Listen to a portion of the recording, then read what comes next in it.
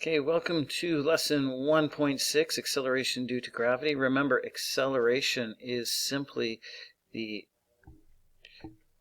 change in velocity. Now, that change in velocity, that can be either the magnitude or the direction.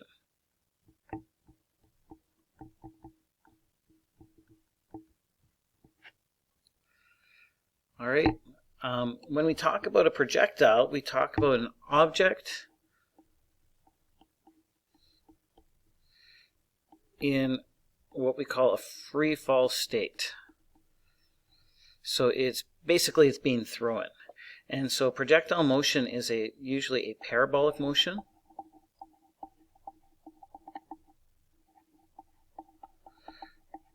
With a projectile. So this is caused by gravity.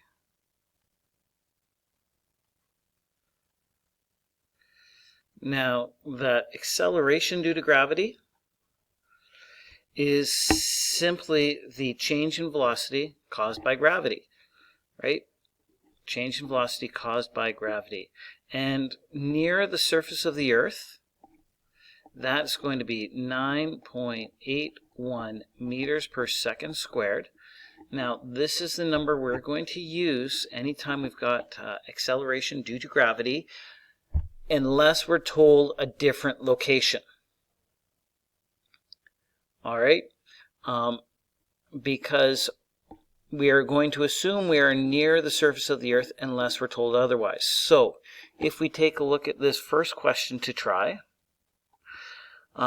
we've got a time of 0.750 seconds, hit the ground after being thrown down from a height of, so we've got a distance of 4.180 meters.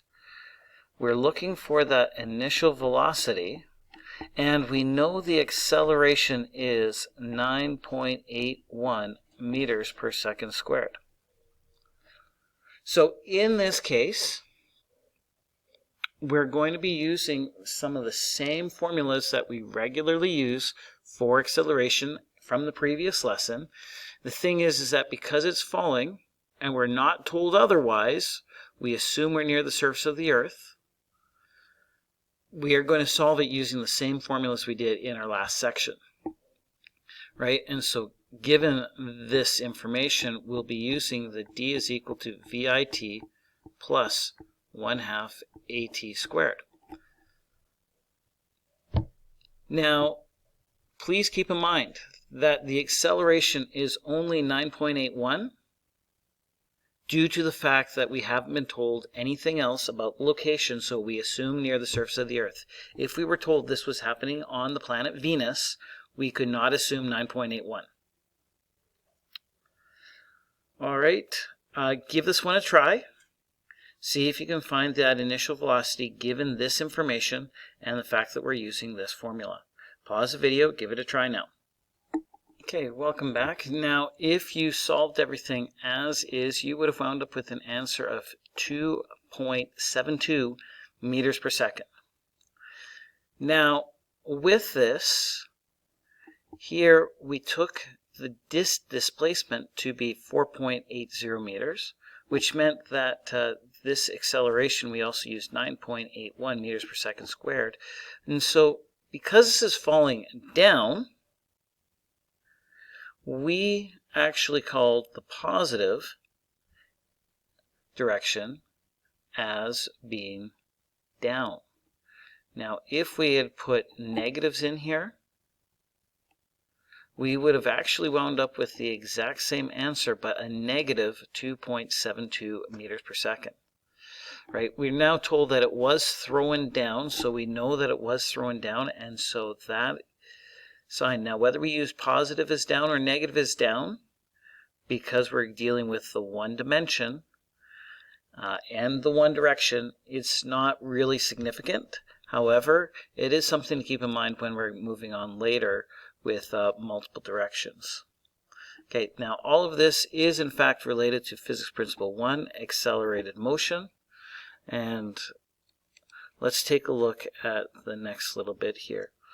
Now, if we've got this clown, he's throwing the ball up in the air and catching it. Here, the acceleration is the acceleration due to gravity, which is down.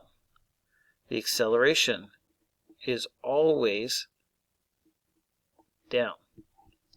However, the velocity of the ball initially is up. At the top, it no longer is going up, so it's got a v is equal to 0, and then as it moves down, it's got a velocity that's going downwards. The acceleration hasn't changed. The direction of the acceleration is always down. However, the velocity initially was going up and coming down. So if we can take a look at our last example, even though we were told it was being thrown down, fact is that we could have also got the same, essentially the same answer with the same velocity as if it were thrown up.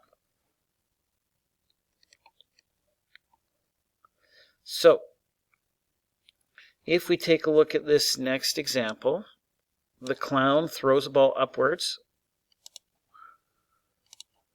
with a velocity of 11.5 meters per second. Find the time it takes to reach its maximum height. Well, we know that the initial velocity is positive 11.5 meters per second because it's being thrown up, and the acceleration is negative 9.81 meters per second squared because it's accelerating down. We want to find the time. However, there doesn't seem to be quite enough information here except for this idea of a maximum height. At its maximum height, it will have reached a velocity of 0. It has stopped going up, has not yet come down. Right? So here we'll use that formula. A is equal to delta V over t. That acceleration is negative 9.81 meters per second squared.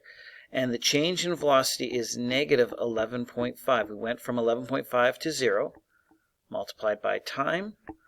And so we take the negative 11.5 divided by the 9.81.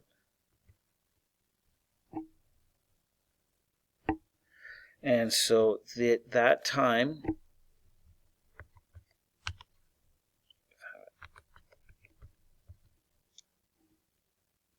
is 1.17 seconds.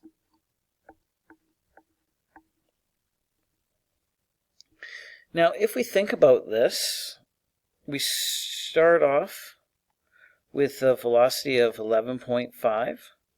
We're reaching a maximum height of 0. We want to now know, based on the same, if it's caught at that same height, what will the final velocity be here? It starts at positive 11.5 meters per second, going up to 0, but the acceleration hasn't changed, the displacement hasn't changed, the time it takes to go up and the time it takes down hasn't changed. So the velocity will have the same magnitude, however, it's going to have the opposite direction. And so it's negative 11.5 meters per second squared.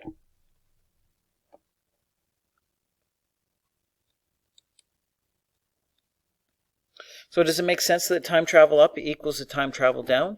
Well, I think it should, in the fact that the acceleration is the same both up and down, and the displacement up and down is the same. And so the initial velocity and the final velocity will be the same but opposite directions if it's coming to an equal height. That key there, the equal height, is because that means you've got the same displacement up and the same displacement down. So the variables that determine how long a projectile is in the air really comes down to that initial velocity. Now, I will also just add acceleration if on different planets. But really it's that initial velocity. How much you throw it up is the only thing that's going to affect how long it's in the air. Now, of course, all of this assumes zero resistance.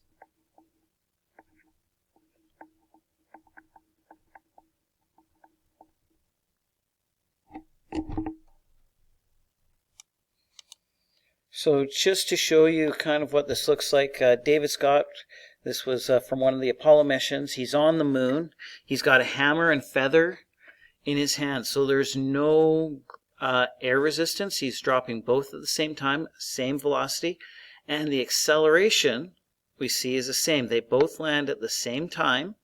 And that's because they have the same acceleration. Now, it did not fall at 9.81.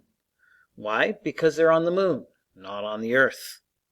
So if we were to take a look at this position versus time, consider up to be positive until it stops. So it's going to come on up like this, come to this point. Once that ball stops, it's at this point, hasn't come down yet, and then it's going to come down. That's a little bit wonky there. I should probably have a more smooth curve, something like that. In example number 2 here, what height was a ball dropped if it took 3.2 seconds to hit the ground? Well, if something is dropped, we've got an initial velocity of 0. We've got a time of 3.2 seconds. We want to know the displacement, and we know that the acceleration is negative 9.81 meters per second squared. I'm going to call that negative just because we've got things going down. So again, we'll use that d is equal to VIT plus 1/2 AT squared formula. Now, because the initial velocity is 0, this can essentially be removed. 0 times time plus that. So the displacement is equal to 1/2 negative 9.81 3.2 squared. So when we calculate that, 3.2 squared times negative 9.81 multiplied by 1/2 gets us an answer of negative 50 meters. Right? It's actually 50.22, but we're only going to 2 significant digits here. The negative is because it's displacement. Right? What we actually found was a displacement, and this thing did in fact fall 50 meters. However, we were asked for the height, which is a scalar quantity, and so it's just putting 50 meters works. Okay, so please remember, you need to communicate your answer and the logic for finding your answer, right? Showing your work, formulas, etc., using proper physics conventions. That includes directions and proper units, and make sure that we are using the proper significant digits. Hope that helps, and thanks for watching.